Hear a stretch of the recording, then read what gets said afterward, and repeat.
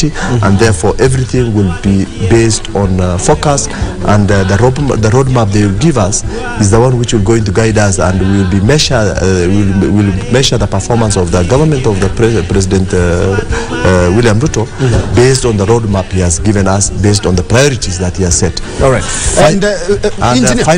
Finally, apologies. Finally, I mean, you don't just do all that without goodwill.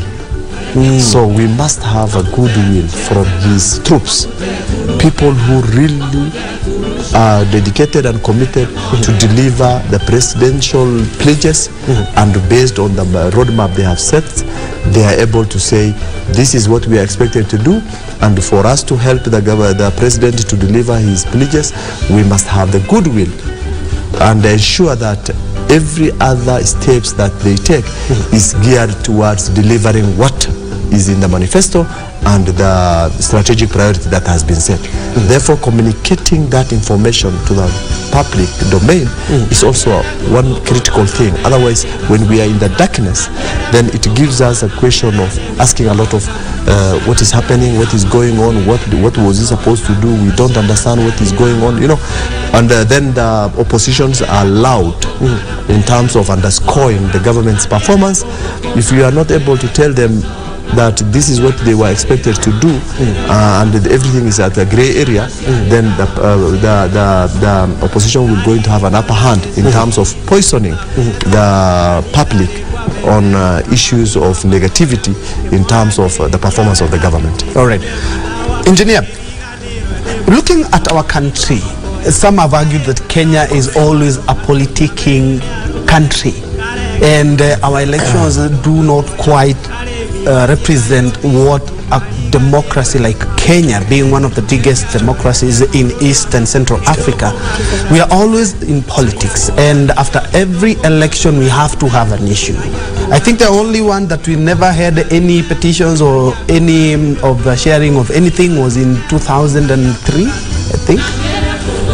Yes, and now we have bipartisan talks. Let's talk some politics. And the bipartisan talks don't seem to be yielding any fruits yet.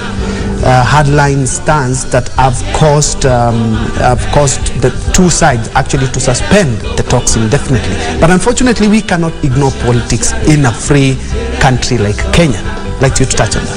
Well, just before I touch on politics, I just also want to comment on what my colleague said, that it's good for the ministers are a bit quiet, but I also feel like if as much as they're quiet, they need to be seen to be responsible. If you are on the social media handles, you can see there's talk of this opulence that some of these ministers are being associated with, wearing expensive watches, expensive shoes, some watches worth 5 months salary of a cabinet secretary. That sends a very wrong message. We've seen some of the CSs who are being appointed exposing their expensive cars. That's a sign that money is being misused. So as much as they may not talk much, but as long as we are perceiving them to be misusing the public wealth, that's a very bad thing. So I think he needs to be very firm with the people around him. We have seen he has lost weight. He did not lose weight because he's just sitting there. It's because he's working hard. Yes. And probably he's carrying the whole country alone. Probably the people around him are not carrying the same weight as he's carrying. So therefore, we don't want him to surround himself with a lot of weight that is not necessary. Let him surround himself with people, men and women, who can drive this country.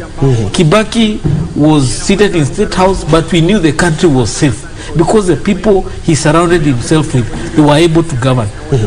When Uhuru Kenyatta took over, probably we can see things were a bit different. He surrounded himself with men, he gave them the freedom, but probably where they took that freedom is where we have today. We have a very huge debt as a country and very little to show for it.